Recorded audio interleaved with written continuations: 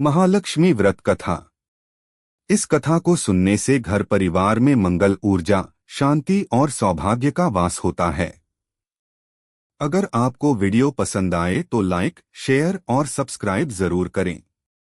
पूजा का सामग्री जान लेते हैं। महालक्ष्मी व्रत कथा का केस किया जाता है। पूजन सामग्री: मां लक्ष्मी की प्रतिमा या चित्र, लाल या पीला कपड़ा, कलश, नारियल, चावल, अक्षत, रोली, कुमकुम, हल्दी, पुष्प विशेषकर कमल, दीपक, घी अथवा तेल का, धूप, फल, मिठाई, दूध, दही, घी, शहद, शक्कर, पंचामृत, 16 गांठों वाला धागा, व्रत धागा, नैवेद्य, खीर, पुए या घर का कोई शुद्ध व्यंजन। 3. कलश स्थापन: 1. पीले कपड़े पर कलश स्थापित करें। 2. कलश में स्वच्छ जल भरें, उसमें चावल, सुपारी, थोड़ा सा जल और कलावा डालें। 3. कलश के ऊपर नारियल रखें और उस पर लाल वस्त्र बांध दें। 4. कलश के पास महालक्ष्मी माता का चित्र रखें। 4. माता का आवाहन: हाथ में चावल लेकर कहें, श्री हरि श्री महालक्ष्मी नमः। हे मातेश्वरी, हमारे घर पधारें, हमें सुख, शांति और समृद्धि प्रदान करें। इसके बाद चावल चित्र पर छोड़ दें। 5. मूल पूजा विधि: 1. दीप प्रज्वलन: घी या सरसों के तेल का दीप जलाएं।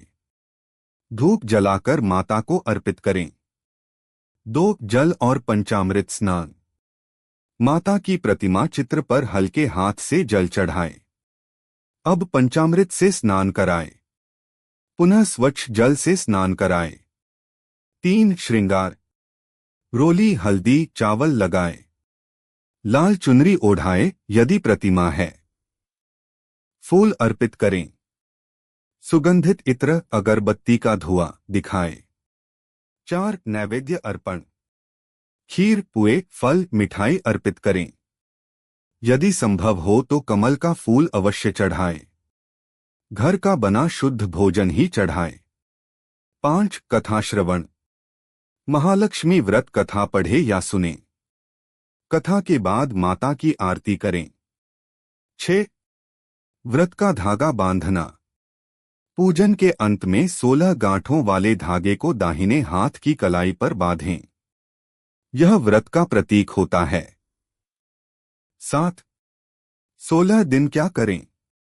प्रतिदिन स्नान के बाद माता लक्ष्मी को जल, फूल, दीप अर्पित करें। हल्का भोजन करें, अनुकूलता अनुसार फलाहार भी स्वीकार्य।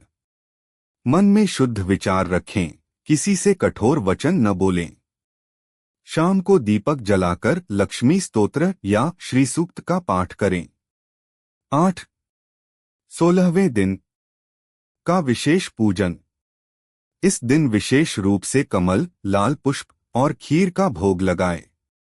घर में दीपदान करें। ब्राह्मण या सुपात्र को दान करें।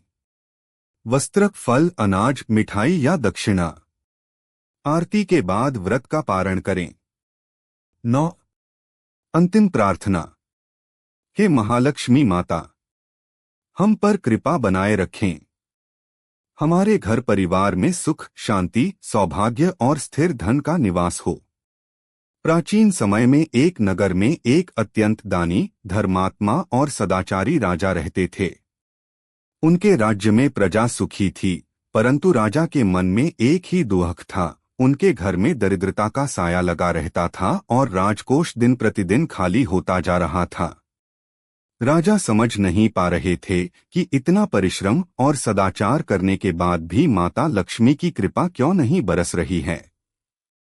एक दिन राजा चिंता में डूबे हुए वन में चले गए। वहां उन्हें एक तपस्वी मुनि दिखाई पड़े।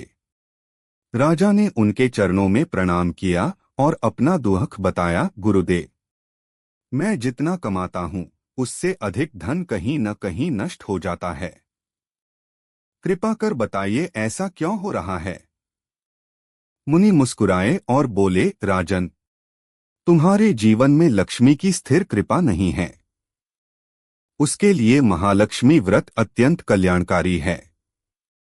इस व्रत 16वें दिन माता लक्ष्मी ने राजा की परीक्षा लेने की सोची। वे एक साधारण स्त्री के रूप में राजमहल के द्वार पर आईं। उनके हाथ में कमल का फूल था और वे बोली, राजन, क्या आप इस फूल को अपनी पूजा में स्वीकार करेंगे? राजा ने विनम्रता से कहा, देवी, यह फूल आपके हाथ से मिला है, इससे अधिक पवित्र क्या हो सकता है? अवश्य स्वीकार करूंगा। राजा की भक्ति, सरलता और विनम्रता से प्रसन्न होकर वह स्त्री तुरंत दिव्य रूप धारण कर गईं। महालक्ष्मी स्वयं प्रकट हो गईं। पूरा महल तेजोमय हो उठा। माता का वरदान। माता लक्ष्मी बोली, राजन, तुम्हारी भक्ति से मैं अत्यंत प्रसन्न हूँ। जिसने श्रद्धा और नियम पूर्वक महालक्ष्मी व्रत किया, उसके घर से दरिद्रता सदा के लिए नष्ट हो जाती है। आज से तुम्हारे राज्य में धन, अन्न, सुख और शांति की वर्षा होगी। इतना कहकर माता लक्ष्मी ने राजा को दीर्घायु, संपन्नता और अखंड सौभाग्य का वरदान दिया। उसी क्षण से राजा के जीवन में अद्भुत परिवर्तन आने लगे। राजकोष फिर से भरने लगा, राज्य में समृद्धि लौट आई और प्रजा सुखी हो गई। व्रत का महत्व। कथा में कहा गया है कि जो स्त्री पुरुष महालक्ष्मी व्रत को श्रद्धा से करते हैं, माता लक्ष्मी उनके घर स्थिर होकर रहती हैं। परिवार में सुख समृद्धि बढ़ती है। संतान, विवाह और स्वास्थ्य से जुड़ी बाधाएं दूर होती हैं। महालक्ष्मी व्रत सदा से धन, वैभव, सौभाग्य और सुख देने वाला माना गया है। समापन प्रार्थना। हे महालक्ष्मी माता, जिस प्रकार आपने राजा पर कृपा की, उसी प्रकार हम पर भी अपनी कृपा दृष्टि बनाए रखें। हमारे घर परिवार में सुख शांति, समृद्धि और सद्बुद्धि का निवास करें। जय महालक्ष्मी माता।